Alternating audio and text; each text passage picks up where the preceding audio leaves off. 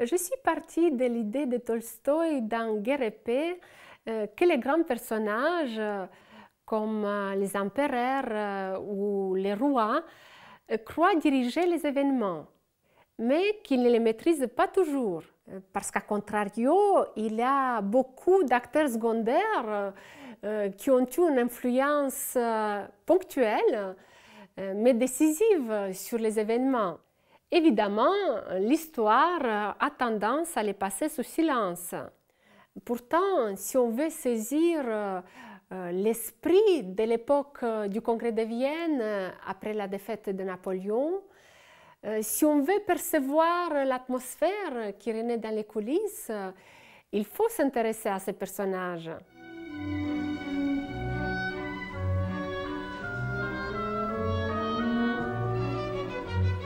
J'ai choisi Alexandre Sturza, le personnage de mon livre, qui reste malheureusement assez peu connu pour trois raisons.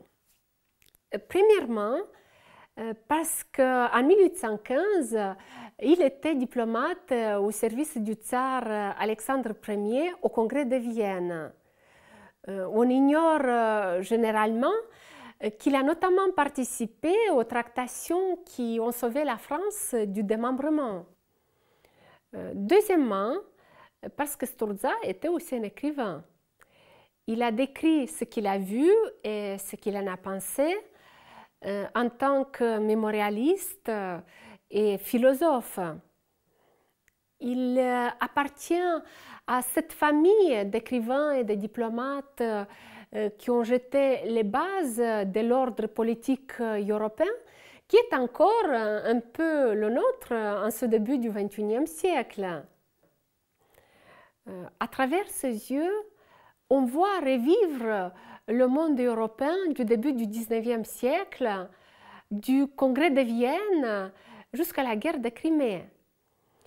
Ces mémoires sont des tableaux de mœurs, une sorte de comédie humaine, mais avec des personnages authentiques.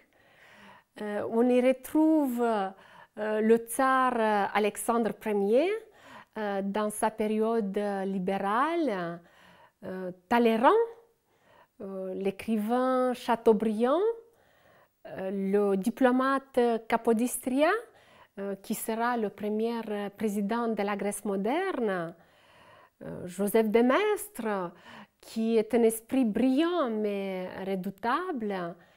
Il y a aussi le poète allemand Goethe, âgé, qui se complaît dans les honneurs, ainsi que toute une série d'écrivains et de diplomates russes et européens.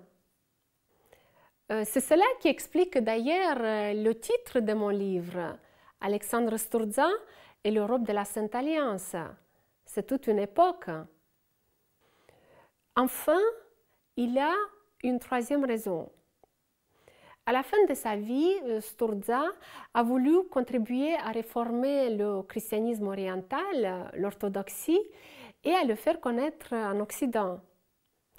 Il a écrit des manuels d'instruction religieuse adressés notamment à un public occidental, en particulier français et allemand.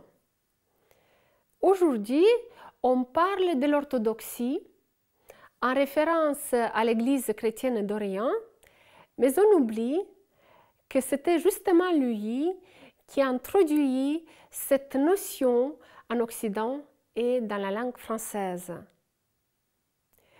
Parallèlement, Sturza reste une référence en Europe de l'Est.